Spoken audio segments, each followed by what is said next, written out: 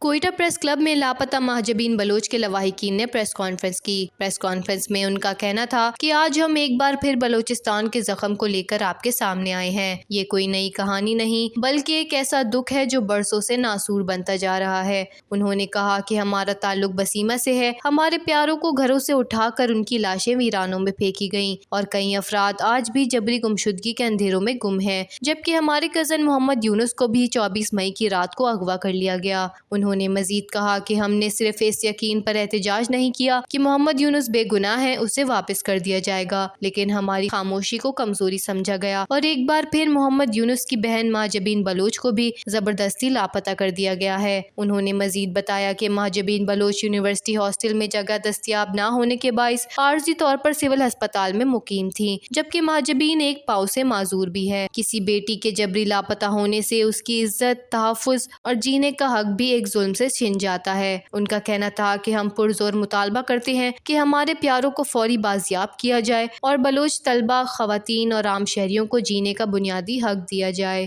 وش news, Quetta, Balochistan.